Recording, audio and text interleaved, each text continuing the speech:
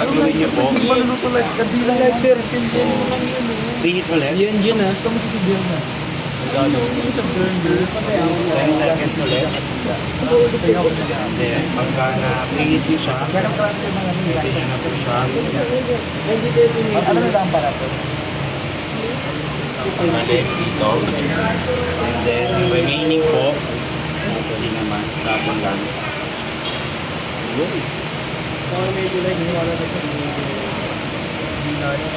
Tapos, kailangan, dapat hindi siya. Kailangan natin ng, ilang ano? Kailangan natin?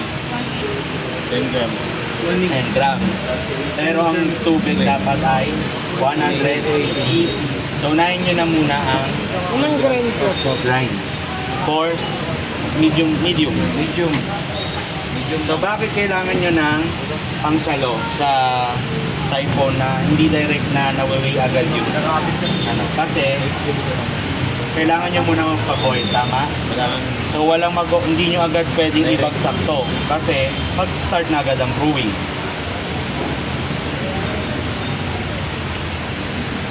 So, sa Mise en Place, dapat lahat na disinfect nyo na, lahat na preheat nyo na, lahat na babad nyo na, and at the same time, nakakapag-weigh na kayo ng para sa siphon na 10 grams.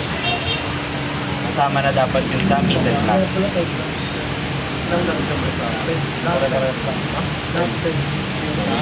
Kasi di ba prepare? Put everything in place.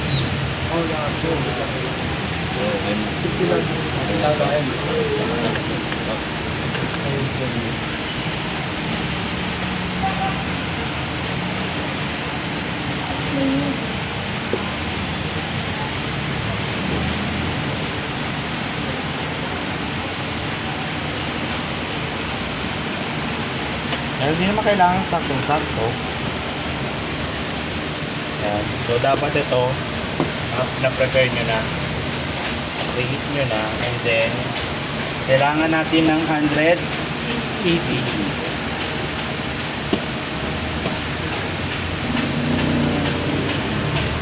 Ito mo nga.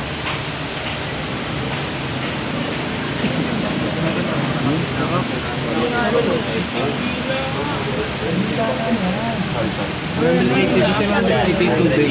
Tapos yung 10 grams Pag yan lang. ate. Kailangan, Granting bang po? kailangan, ilagay nyo muna. Magamit kayo ng dog. And then, after yan, Burner nga eh. magdala na lang tayo bukas ng Burner yan. magandang. After nun, kailangan nyo na Fire. Yung popcorn. mas maganda siguro po na ilan. So, ano yung price? Kapain natin po. Laging keep the center. So, para equal yung boiling niya. Buto din nababasag yung setup ng gas. Ha? Okay. And then, pwede nyo na pong i-prepare itong yung nakababad na Cloud. cloth.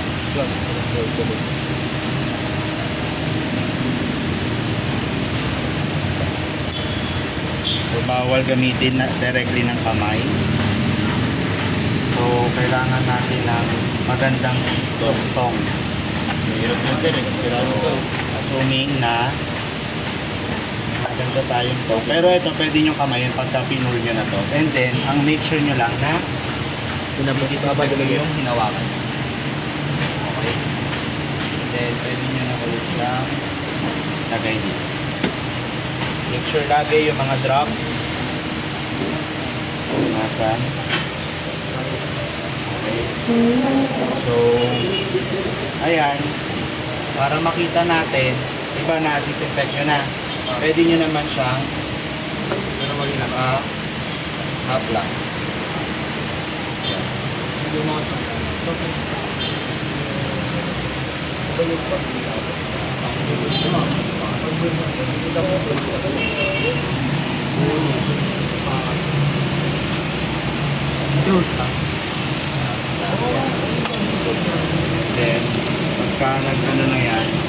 That's the time na pwede nyo na siyang press lang. Ano lang ito? Boil. Pag mapoboil yan. Hindi tatakpan sir. Hindi. Actually, dapat Ganyan muna dapat. ay,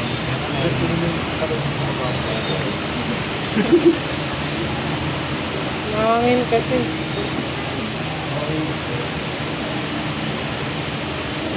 patayin nyo kami ng electric.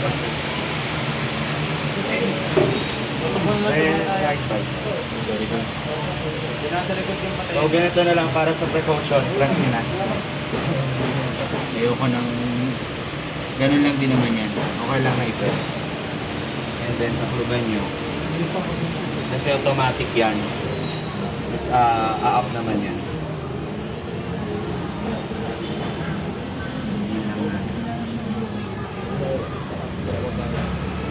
So, anong diskarte? Kung 20 minutes lang, ay, so ka dyan. Alis ka. Kanina pa ako. So, ang gagawin natin, kung 20 minutes, ang diskarte natin dapat dyan. Ganito. Unahin yung French press. Kasi 4 minutes siya. Siya ang pinakamahaba ang time. And at the same time, eto, pwedeng magpakulo na kayo ng water. Habang And nagana then habang nag-bibisi. Okay?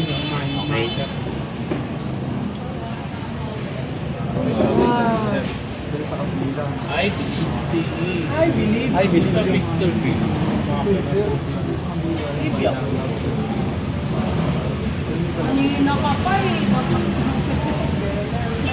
So, kailangan French press muna. After ng French press, pakulo kayo ng water and then mag V60 kayo. Kasi yung V60, lahat naman yan may mga timer, tingin siya na timer. So pagka nagtutututut na, press down na, i-release na. So kuha kayo ng anong mas madaming tingnan, cappuccino or latte? Ate sir. Hindi, yung asin. Yung ano ba? Dito niya nga ilagay. Yung French press. Pero dyan ka nakaupo. So ito dapat ang gamitin niyo siguro. Cappuccino. Lahat sir, no? Oo, lahat. So yan, nakikita nyo na ano na siya, Bakit na sir? market na siya. Automatic yan. Market na yan.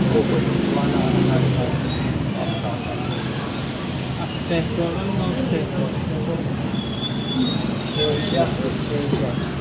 Acceso. Hindi acceso. Okay. Ihanda natin ang ilang minutes yan. 2 minutes na i-grind.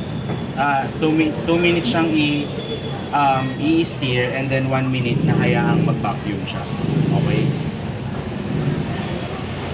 So, 3 minutes in total. So, gagawin nyo dyan.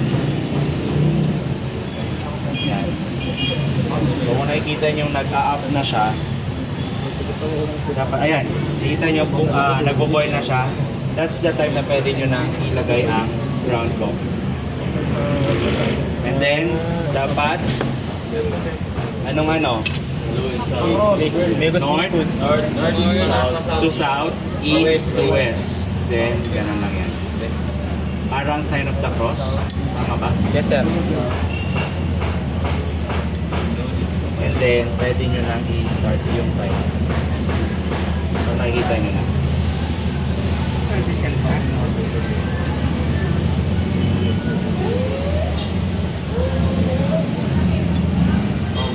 Okay, siguro mga every kung 3 minutes siya, every 30 seconds. Kung na-steer nyo na siya sa apan dun sa unang half ng 2 minutes and 30 seconds, ulit kayo ng steer. Steer ulit.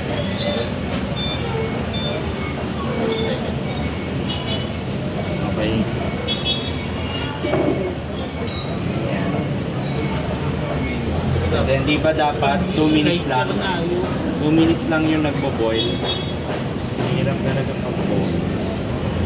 Dapat pagka 2 minutes, aantayin nyo na, aalisin nyo na yung fire.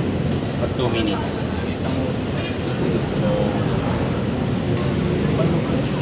after maalis ang fire, ang gagawin nyo dyan, pag-pull nyo siya, dapat nakagalan yan eh. Pull nyo siya, and then, so hayaan nyo yung remaining 1 minute na maging okay siya.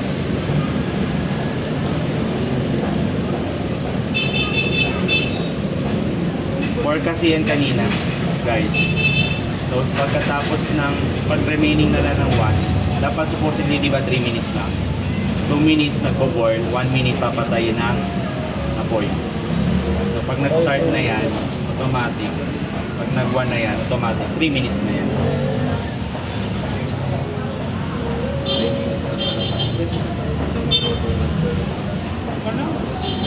May ano, clock din.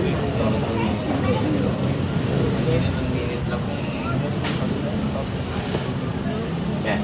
Matakas yung guys. So, yan na yun.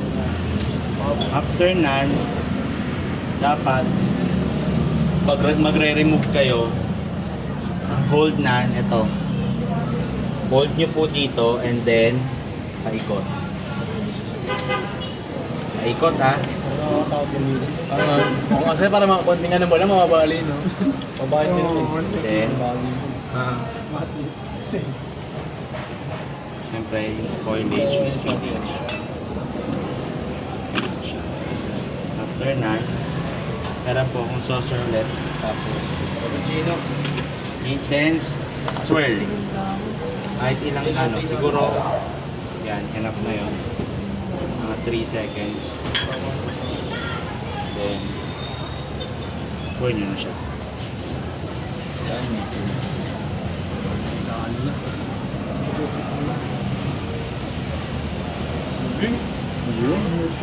Amerikano na sir.